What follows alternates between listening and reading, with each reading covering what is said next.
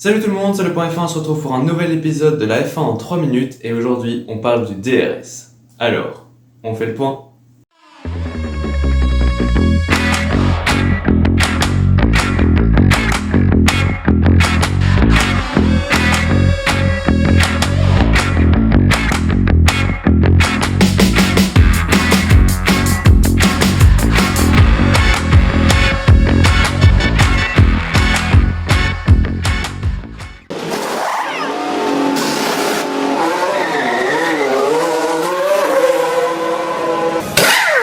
Le DRS, Drag Reduction System en anglais et système de réduction de traînée en français, a été introduit en 2011 pour faciliter les dépassements et ainsi le spectacle en piste.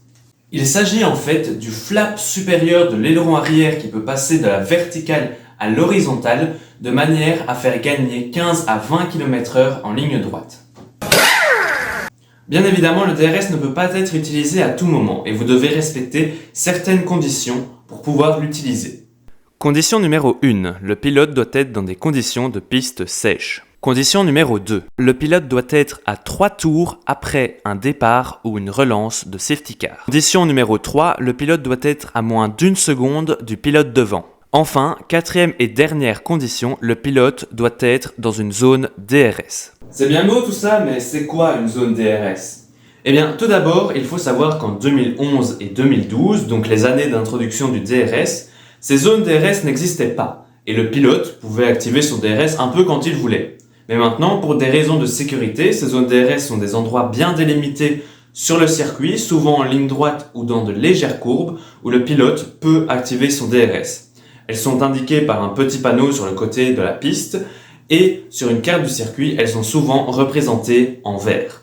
Bon alors, ces conditions que je viens de vous donner, elles ne s'appliquent que pour la course, car en qualification et aux essais libres, il suffit juste d'être dans une zone DRS et dans des conditions de piste sèche. Bon alors, l'aileron arrière d'une Formule 1 génère beaucoup d'appui, mais donc aussi beaucoup de traînée, et cette traînée ralentit beaucoup la voiture en ligne droite. Quand on ouvre le DRS, cette traînée diminue et on va plus vite en ligne droite. Bon alors, prenons un exemple simple. Quand vous êtes en voiture, que vous ouvrez la fenêtre et que vous passez votre main par la fenêtre. Bon, si vous mettez votre main à la verticale, comme ceci, vous aurez plus de mal à avancer votre main. Tandis que si vous la mettez à l'horizontale, comme ceci, l'air s'écoulera mieux et vous aurez plus facile à l'avancer. C'est le principe du DRS. Oui, mais alors pourquoi ne pas l'activer tout le temps si on va plus vite quand on l'active ? Et pourquoi mettre des zones spécifiques ? Bon, eh bien, c'est très simple. La traînée diminue, mais l'appui aérodynamique diminue lui aussi. Et ça, c'est pas très bien.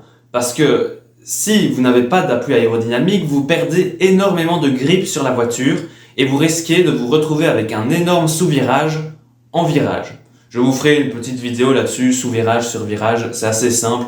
Donc ce sera aussi de nouveau un petit format, la F1 en 3 minutes. Donc voilà, on y reviendra plus tard. Mais en gros, vous pouvez vous retrouver dans le mur à tout moment et ça, c'est pas bien du tout. D'où aussi ces zones DRS pour une sécurité optimale. Voilà, c'est déjà la fin de cet épisode de la F1 en 3 minutes. Comme d'habitude, je vous mets si j'ai réussi le défi de faire la vidéo en 3 minutes ou pas maintenant.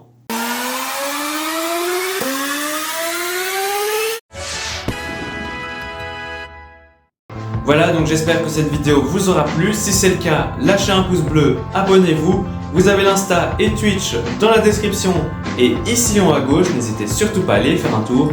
Nous, on se retrouve très bientôt pour une nouvelle vidéo. D'ici là, portez-vous bien, à la prochaine, au revoir.